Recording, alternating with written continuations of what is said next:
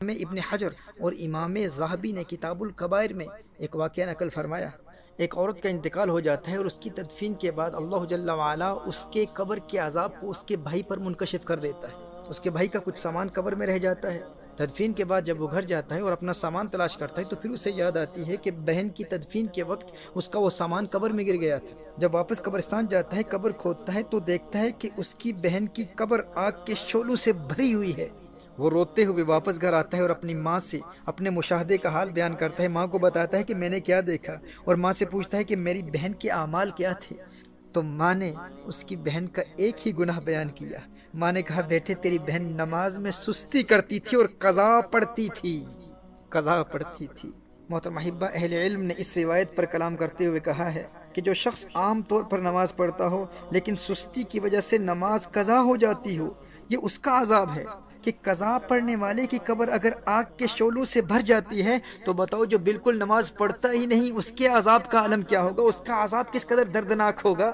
میرے دوستو، جو ایک نماز بھی بغیر عذر شرعی کے قضا کرتا ہے اس کا جرم زانی سے بڑا ہے، قتل کرنے والے سے بڑا ہے، چوری سے بڑا ہے، ڈکیتی سے بڑا ہے، رشوت سے بڑا ہے۔ جو نماز میں سستی کرتا ہے، اپنے وقت پر ادا نہیں کرتا، قرآن کریم کی اس آیہ مبارکہ کی روشنی میں یلقون غیا، جو نماز میں سستی کرتا ہے، نماز اپنے وقت پر ادا نہیں کرتا، اسے جہنم کی گہری وادی جس کا نام غی ہے اس میں عذاب دیا جائے گا۔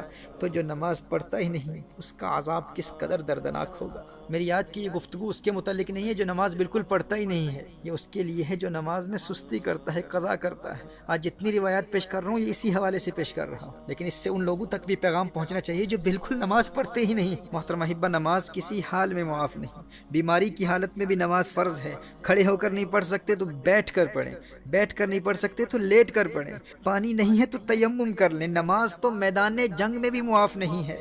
محترم احبہ، نماز چھوڑنا تو بہت بڑی بات ہے، تارک الصلاۃ ہونا تو کجا۔ ہمارے اسلاف تو اس تصور سے بھی ڈرتے تھے کہ کہیں نماز میں سستی کرنے والوں میں ان کا نام نہ لکھا جائے یا نماز ضائع کرنے والوں میں ان کا شمار نہ ہو جائے۔ حضرت عبداللہ ابن عباس رضی اللہ تعالیٰ عنہما کی آنکھ میں پانی اتر آیا۔ لوگوں نے عرض کیا کہ اس کا علاج تو ہو سکتا ہے لیکن چند نمازیں قضا ہو جائیں گی۔ آپ نے فرمایا یہ نہیں ہو سکتا۔ میں نے نبی کریم صلی اللہ علیہ وآلہ وسلم سے سنا ہے کہ جو شخص نماز نہ پڑھے وہ اللہ جل وعلا کے یہاں ایسی حالت میں حاضر ہوگا کہ اللہ جل وعلا اس سے ناراض ہوگا۔ اللہ اکبر! کہا کہیں میرا اللہ ناراض نہ ہو جائے۔ حدیث شریف میں آتا ہے نا کہ من لقی اللہ وہو مودع للصلاۃ، جو اللہ جل وعلا سے یوں ملاقات کرے کہ وہ نماز کو ضائع کرنے والا ہو تو اللہ جل وعلا اس کی کسی نیکی کی پرواہ نہیں کرتا۔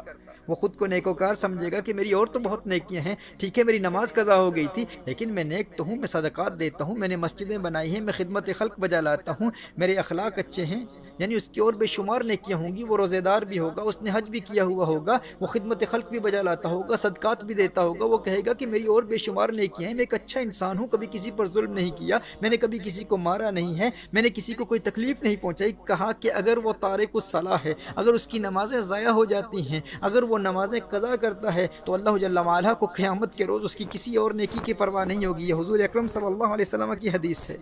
اور ایک حدیث شریف میں آتا ہے من ترک الصلاۃ لقی اللہ وہو علیہ غضبان۔ اللہ اکبر! کہا کہ جس نے نماز ترک کی قیامت کے روز وہ اللہ جل وعلا سے اس حال میں ملے گا کہ اللہ اس سے ناراض ہوگا اور اس سے اللہ کے غضب کا سامنا کرنا پڑے گا۔ محترم احبہ، نبی کریم صلی اللہ علیہ وآلہ وسلم نے ارشاد فرمایا کہ قیامت کے روز بندے سے سب سے پہلے اس کی نماز کے متعلق سوال ہوگا۔ اس سے پوچھا جائے گا نماز پڑھتا تھا کہ نہیں۔ اور ایک روایت میں ہے کہ وہ قیامت کے دن اس طرح آئے گا کہ اس کے چہرے پر 3 سطروں میں لکھا ہوگا۔